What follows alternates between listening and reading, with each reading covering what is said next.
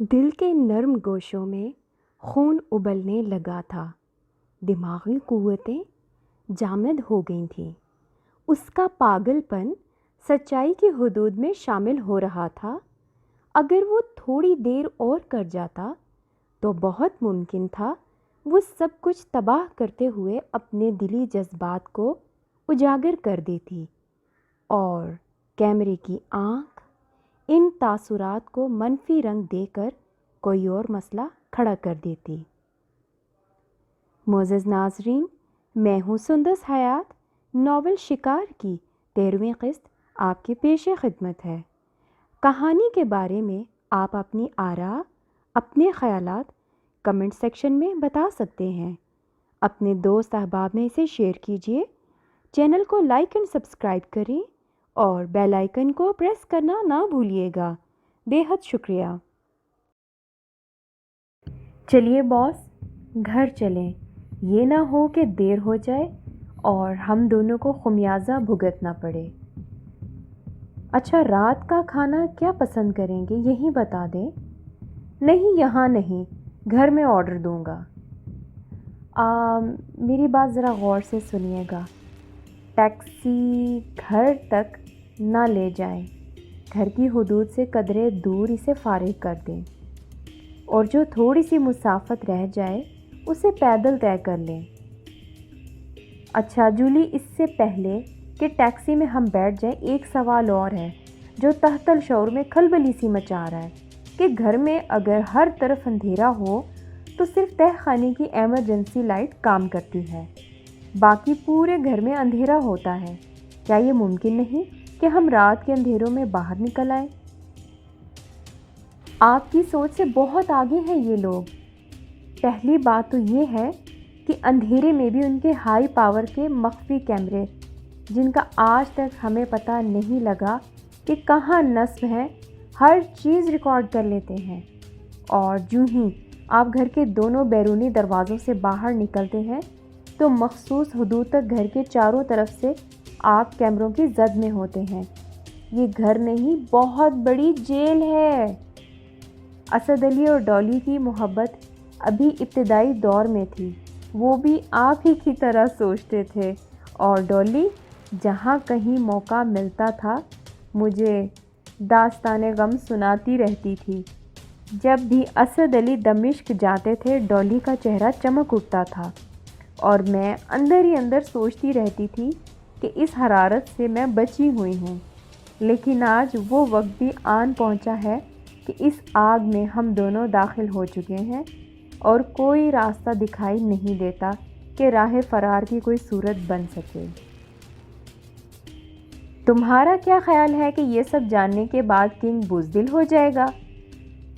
میں نے کب کہا کہ آپ بزدل ہو جائیں گے؟ ایک زندہ دلی ہی تو ہے جو آپ میں موجود ہے، اور ہر آنے والی آفت ناگہانی کا آپ سینہ سپر ہو کر مقابلہ کرنے کے لیے چاقو چوبند ہمہ وقت تیار رہتے ہیں۔ یہی تو وہ قوت ہے جس پر میں مکمل اعتماد کر چکی ہوں، اور اس قوت کو آپ استعمال کرتے ہوئے اس گینگ سے چھٹکارا حاصل کر سکتے ہیں۔ میں آپ کے شانہ بشانہ ہر محاذ پر آپ کی دست راست ثابت ہوں گی۔ دونوں نے چاروں نچار باعث مجبوری دل پہ جبر کر کے ٹیکسی کا سفر طے کیا اور گھر کی چوکھٹ پر قدم رکھا۔ جولی نے فوراً دروازہ کھولا اور کنگ بڑے کروفر سے گھر میں داخل ہوا۔ جولی نے پوسٹ باکس کھولا، کوئی تحریر نہ پا کر اندر ہی اندر خوشی کو دبا لیا۔ دروازہ بند کر کے جو ہی کنگ کے سامنے آئی تو کنگ نے باس کی شکل اختیار کرتے ہوئے جولی سے پوچھا، کوئی خط پوسٹ باکس میں ملا؟ نہیں باس، کوئی تحریر نہیں ملی۔ اچھا ایسا کرو، میرے لیے قہوہ تیار کر کے کچھ کھجوریں اوپر لے آؤ۔ جی بہت بہتر۔ کنگ نپے تلے قدموں سے سیڑھیاں طے کرتے ہوئے اوپر والی منزل تک پہنچا، اپنے کمرے کا کونا کونا دیکھا اور بیت الخلاء میں چلا گیا۔ وہاں وہ سوچتا رہا کہ یہاں بھی کیمرہ نصب ہے یا نہیں۔ پھر سوچ آئی کہ جب کوئی بیت الخلاء میں داخل ہوتا ہے وہاں تک کیمرہ ضرور پیچھا کرتا ہے، اور اندر اس کا کیا کام؟ ایک تشنگی سی رہ گئی کہ اس نے یہ سوال جولی سے کیوں نہ پوچھا۔ خیر، کل صحیح، یہ بھی پوچھ لوں گا۔ اب بیت الخلاء تو ایک بہانہ تھا، حقیقت تو یہ ہے کہ کل کا پروگرام کیسے ترتیب دیا جائے۔ کہیں ایسا تو نہیں یہ گینگ اسے ڈھیل دے رہا ہو اور اچانک کسی ایسی جگہ پہ چھاپا مارے جہاں سے بچ نکلنے کی کوئی امید نہ ہو۔ صبح سویرے جولی کی خالہ کے ہاں جانا ہے اور اس پروگرام کی ساری ذمہ داری اس پر ہے۔ کیسے ترتیب دوں؟ اور اگر رات کو کوئی تحریر پوسٹ باکس میں آ گئی تو سارے کا سارا پروگرام تہس نہس ہو جائے گا۔ اگر اسے یہاں سے کہیں اور بھیجا گیا تو وہ بھی جولی کے بغیر ادھورا رہ جائے گا۔ اسے جولی کی قربت چاہیے۔ اب سارے مخفی راز آشکار ہو چکے ہیں جن کے لیے احتیاط لازم ہے۔ کیا یہ بہتر نہیں تھا کہ اسد علی کے ساتھ وہ اور جولی بھی دمشق چلے جاتے؟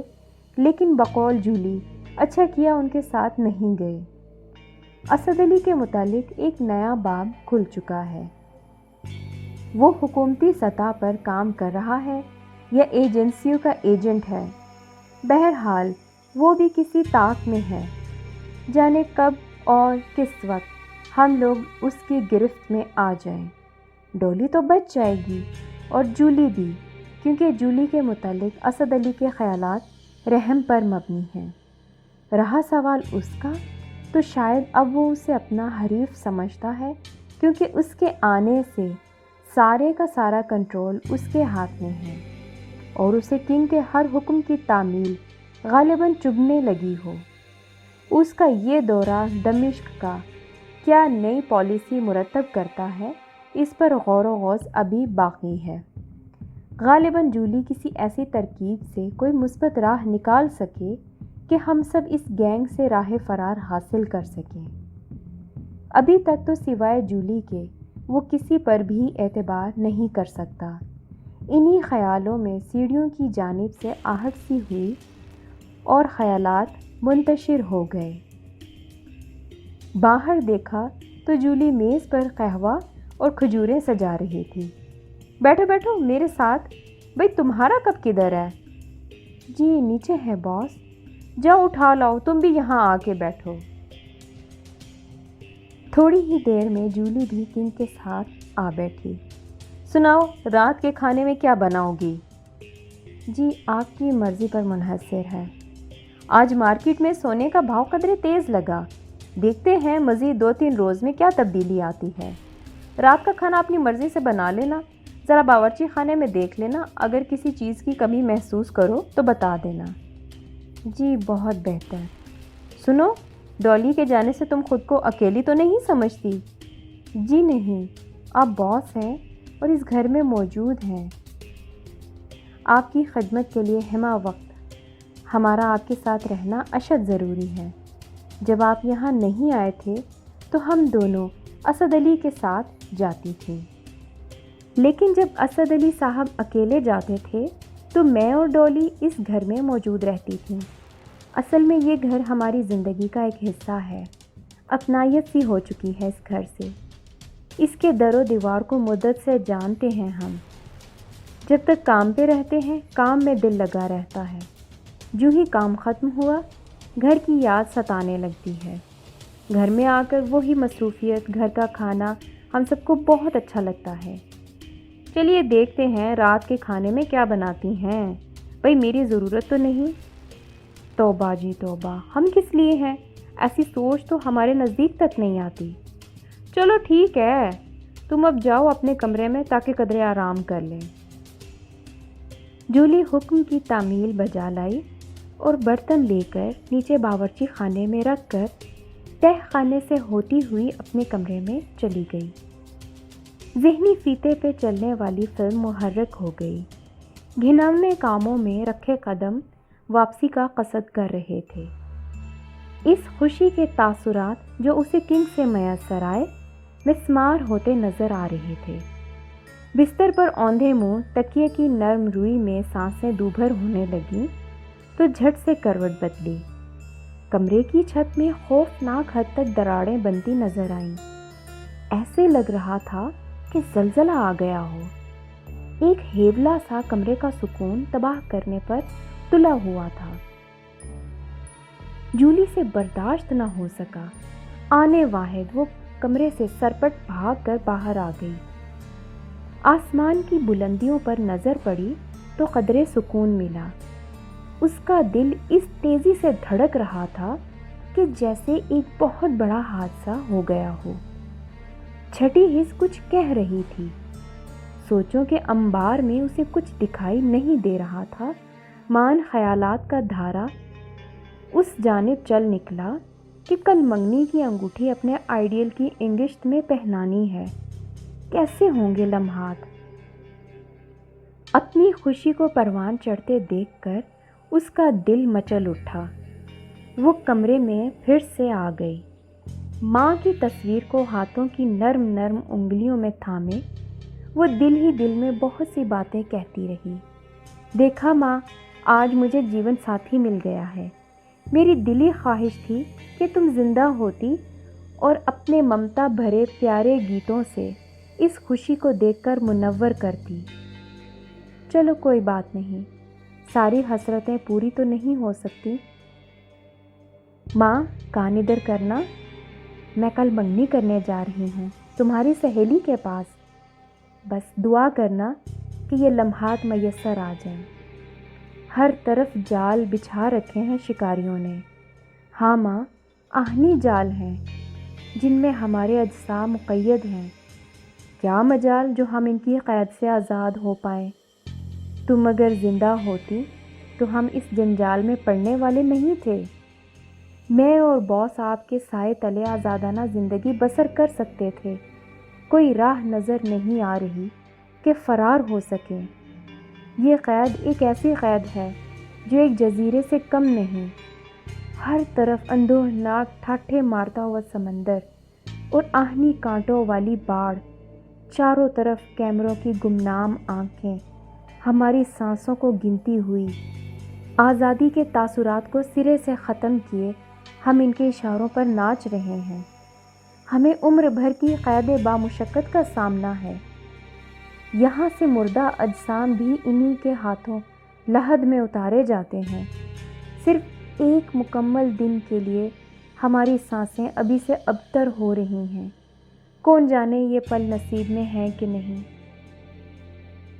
ڈولی، تم ان خوشیوں میں شامل نہیں ہو سکو گی کیونکہ تم اپنی آزاد زندگی کے لمحات کو بہتر طریقے پر گزار رہی ہوگی۔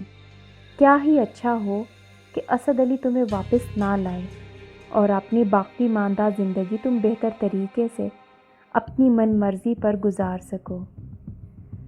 جولی کے خیالات تتر بتر ہو کے رہ گئے۔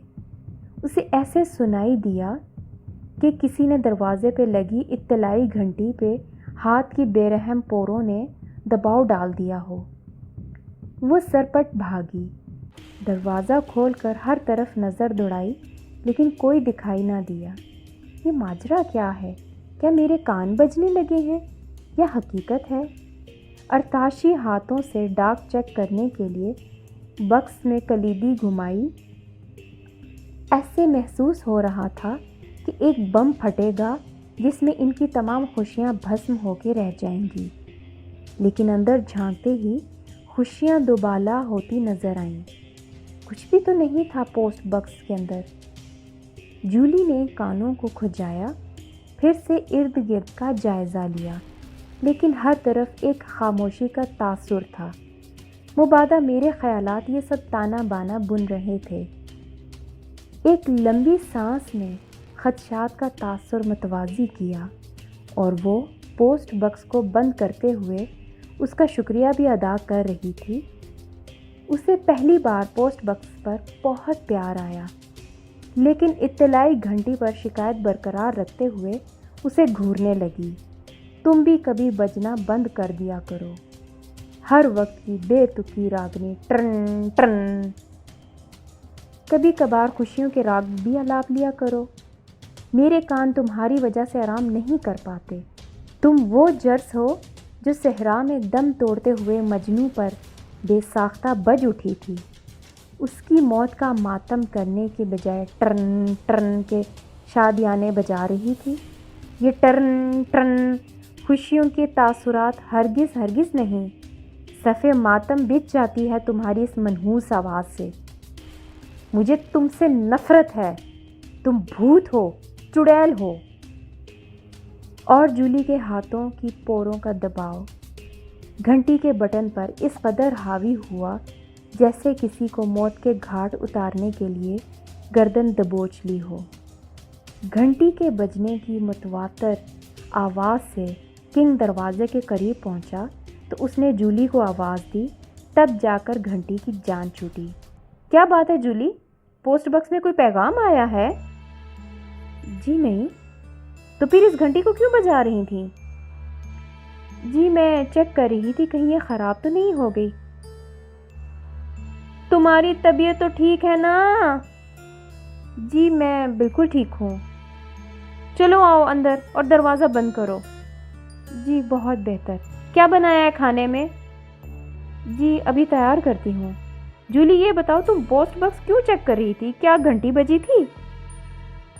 سچ تو یہ ہے باس، میرے کانوں میں گھنٹی کے تاثرات اود کر آئے تھے، لیکن ممکن ہے یہ صرف میرا وہم تھا یا کیا ہوا مجھے خود بھی سمجھ نہیں آ سکی۔ یہاں کی زندگی میں میرے ساتھ پہلی بار ایسا ہوا ہے کہ سماعت سے ٹکرانے والی آواز گھنٹی کی نہیں تھی بلکہ تصوراتی صوت جرس کانوں کے پردوں میں محرک تھی۔ نہیں جولی، یہ تمہارا وہم نہیں بلکہ ایک حقیقت ہے کہ تم بڑی چستی اور پھرتی سے اپنا کام سر انجام دے رہی ہو۔ یہ گھنٹی کنگ نے بجائی تھی اور فوراً اوپر سے سب نظارہ کر رہا تھا کہ تم کتنی مستعد ہو۔ ڈولی اور اسد علی کے جانے کے بعد یہ جاننا اشد ضروری تھا کہ تم اپنا دماغ حاضر رکھتی ہو یا تنہا خیالات کی دنیا میں بسیرا کیے ہوئے ہو۔ جولی نے آنکھوں کی پتلیوں کو گھماتے ہوئے سانس لی تو کنگ کی ہنسی نکل آئی۔ چلو بنا لو کچھ ہلکا پھلکا عشائیہ اور آرام کر لو، کل ہمیں الصبح کام پہ بھی نکلنا ہوگا۔ جی بہت بہتر۔ کھانا اوپر لے آؤں یا؟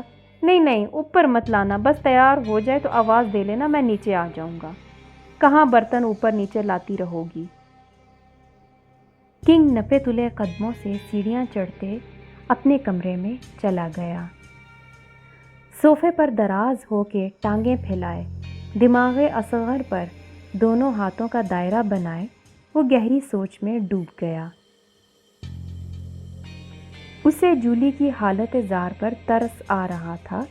یہ گھنٹی بجانے والی شرارت نہیں تھی بلکہ خود کو باس منوانے اور جولی کو اس پر عمل پیرا رہنے کا ایک بہترین نمونہ تھا۔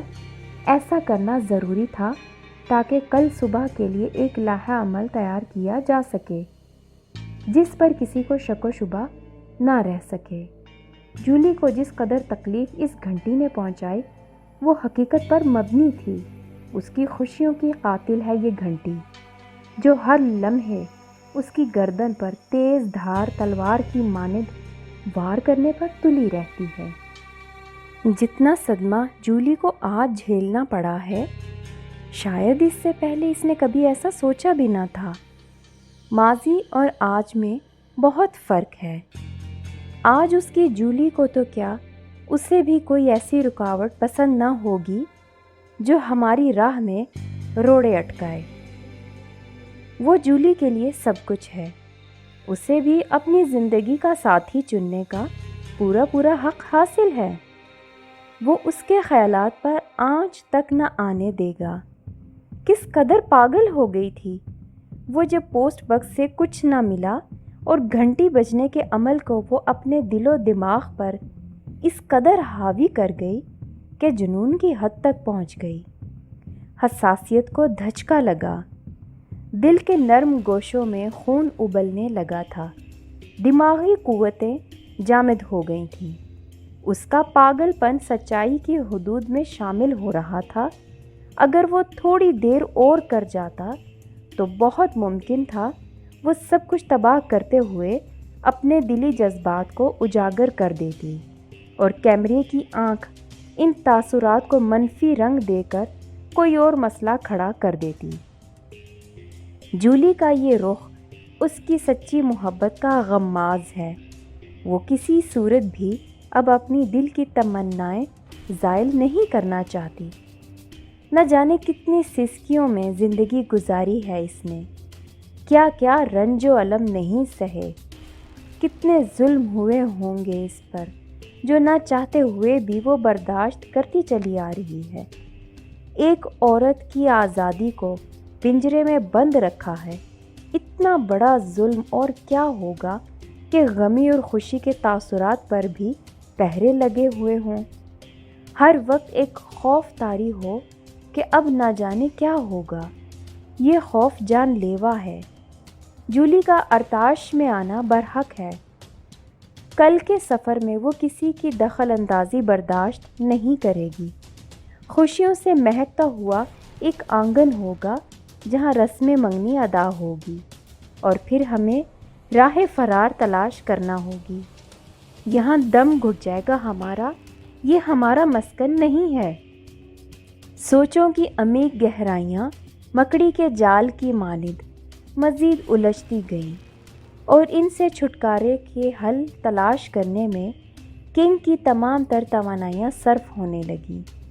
کبھی دل میں خیال آتا کہ ایک لمبا ہاتھ مار کر جولی کو ساتھ لیے یورپ نکل جایا جائے، یا کہیں دور دراز جنگلوں میں بسیرا کر لیا جائے۔ حد نگاہ تدابیر کی منازل کہیں نہ کہیں مسدود ہو کر رہ جاتی، پھر سے ایک خیال ابھرتا اور وہ بھی مسمار ہو جاتا۔ اتنی بڑی دنیا میں کہیں بھی کوئی ایسی جگہ نہیں جہاں سکون میسر آ جائے۔ ان ڈاکوؤں کے ہاتھ اتنے لمبے ہیں کہ ہم ان کی دسترس سے باہر نہیں نکل سکتے۔ کتنی ستم ظریفی ہے۔ کنگ جینے کی خواہش لیے گھر کو خیر باد کہہ چکا تھا، اپنا ماحول چھوڑا، پردیس کی صحبتوں میں خود کو ملوث کر لیا، اپنے پاؤں پہ کلہاڑی خود ماری ہے۔ یہاں سے بھاگ نکلنے کا طریقہ اور حل جولی کے پاس یقیناً ہوگا۔ وطن کی یاد نے دل کی امنگوں کے دروازے کھول دیے۔ ماں والہانہ استقبال کر رہی تھی۔ جولی کو خیالات میں ساتھ لیے وہ اپنے گھر کی چوکھٹ پر پہنچ گیا۔ دہلیز پہ تیل ڈال کر ماں جیسے واری واری جا رہی تھی۔ حقیقی سکون وہاں تھا۔ ہاں، یہاں سے جولی کو لے جاؤں گا ہمیشہ ہمیشہ کے لیے، اپنے وطن میں، اپنے گھر میں، جہاں خوشیاں ہی خوشیاں ہوں گی، پیار ہی پیار ہوگا۔ قانون کو اپنے ہاتھ میں لے کر جابرانہ حکومت کرنے والے چھوٹے قداور لیڈروں سے ہمیشہ ہمیشہ کے لیے چھٹکارا مل جائے گا، جن کے چہرے کچھ اور کہتے ہیں اور اندرونی خلفشار میں شیطانیت بھری ہوئی ہے۔ قول و فعل پہ عمل پیرا نہیں ہوتے، توڑ پھوڑ اور تقسیم در تقسیم کے گھناؤنے خیالات کو پایا تکمیل تک پہنچانے میں شب و روز کوشاں رہنے والے انسانیت کے دشمن اپنے مقاصد کو مد نظر رکھتے ہیں۔ وہ مجبوریاں خریدتے ہیں، اپنی من مرضی کی حکومتیں بنوا کر، ان کی پشت پناہی کر کے اقتدار اعلیٰ کی قوت اپنے ہاتھ میں رکھتے ہیں، ریچھ کی ناک میں نتھنی ڈال کر سر عام ناچ کا مظاہرہ کرتے ہیں۔ اب یہ سب کاروبار اس وقت کی سوچ ہے جو پوری دنیا میں خانہ جنگی کروا کے خود کو منوانا چاہتا ہے۔ یہاں فرعون اور شداد جیسے جہاں فانی سے کوچ کر گئے، کتنی اقوام اپنی بے راہ روی پر تاریخ مرتب کر کے تباہ ہو گئیں۔ ان سب سے زیادہ آج کا تہذیب یافتہ شیطان صفت انسانیت کے پڑخچے مہلک ہتھیاروں سے اڑا رہا ہے، اور پھر بھی مجرم نہیں گردانا جاتا۔ ہم ان شیطانوں کے ہاتھوں میں کھیلنے والے جرم کی پہلی کڑی ہیں۔ بنیادی طور پر اگر ہم اس جرم سے کنارہ کشی کر لیں تو یہ جرائم پیشہ لوگ معاشرے سے پاک ہو سکتے ہیں، ان کی تمام چالیں ختم ہو سکتی ہیں، ان کے چہرے بے نقاب ہو سکتے ہیں۔ ہماری وجہ سے ان کو موقع ملتا ہے کہ وہ کسی کو بھی تباہی کے دہانے تک پہنچا سکتے ہیں۔ یہ خود چھپے ہوئے وہ مہلک ہتھیار ہیں جن کی زہر خند گولیاں ہم لوگ ہیں۔ خود غرضی کی لپیٹ میں ہماری ہوس اور تیش بھری زندگی کی لذت عیاشی کی پرتو ہے۔ قناعت پسندی ختم ہو کے رہ گئی ہے۔ دن بدن امارت کا بھوت ذہن پر سوار رنگ رلیوں کا متقاضی ہوتا ہے۔ اسد علی شامی پر سوچوں کا مرکز ایک الگ دروازہ کھولتا گیا۔ وہ اس بار آ لے تو اس کی پریشانی کا حل کیا ہے سوچنا پڑے گا۔ آیا وہ بھی میری طرح مجبور ہے یا اس کا لب لباب کیا ہے؟ اس پر سے پردہ اٹھانا ضروری ہو گیا ہے۔ اس کا وجود ایک طرح سے الگ مشکل کا سبب بنتا نظر آ رہا ہے۔ مبادا یہ سفر اس کا آخری سفر ہو اور وہ اپنی ہائی کمان سے کوئی نیا حکم لے کے آ رہا ہو۔ اس وقت جولی کو لے کر کہیں چھپ جانا کسی طرح بھی مناسب نہیں۔ اپنی عزت و وقار کے ساتھ ساتھ بھروسہ قائم کرنا ہوگا۔ تھوڑی سی بھی بھنک شک و شبے کی پڑ گئی تو سارا بنا بنایا کام بگڑ جائے گا۔ آرزوؤں اور تمناؤں کی سیلے رواں میں بہہ نکلا تو نقصانات کا خمیازہ ہمیں بھگتنا پڑے گا۔ ایئر ہوسٹس نورین کا خیال آتے ہی اس کی تمام تر رعنائیاں مفلوج ہو کے رہ گئیں۔ یہ اس وقت کہاں سے آ ٹپکی اس کے خیالوں میں؟ کوئی نیا موڑ تو نہیں آنے والا؟ حساسیت پر کاری ضرب کسی آفت ناگہانی کا تذکرہ چھیڑ رہی تھی۔ پھر سے غور و غوض پر نظر ثانی کی تو خود بخود ہنسی آ گئی۔ دماغی قوتوں کو برقرار کیا تو یوں لگا جیسے نورین راہ فرار میں مددگار ثابت ہو سکتی ہے۔ یہ سوچ اگرچہ قبل از وقت تھی لیکن یہ سوچ یوں ہی تو نہیں آ گئی۔ منفی پہلو پر جب غور کیا تو ایسا لگا کہ بگ باس کے احکامات کی تکمیل کرنے والے ہماری مدد کیا کریں گے؟ الٹا پھانسی پہ لٹکوا دیں گے۔ نورین کی شکل پھر سے اجاگر ہونے لگی۔ اس بار ایسے لگا جیسے کوئی بہت بڑی تبدیلی کا الارم بج رہا ہو جس کی آواز کانوں کے پردے پھاڑ کے رکھ دے گی۔ کنگ اس سوچ سے خود کو یکسر آزاد رکھنا چاہتا تھا۔ اس نے ہر سوچ کو جھٹک کر سیڑھیاں اترتے اترتے نیچے کی راہیں استوار کیں۔ سامنے جولی کو کھانے کی میز سجاتے دیکھا تو قدرے جان میں جان آئی۔ آپ خود ہی تشریف لے آئے باس، میں آپ کو بلانے ہی والی تھی۔ ہمیں ہر چیز کا خیال رکھنا پڑتا ہے جولی، کتنے وقت میں کوئی کیا کچھ کر سکتا ہے۔ اگر اس کا اندازہ نہ ہو پائے تو سمجھ لو ناکامی کا منہ دیکھنا پڑے گا، اور یہ بات ہمیں بالکل نہیں بھاتی۔ ہاں جی، آپ کی اس بات سے مجھے اتفاق ہے۔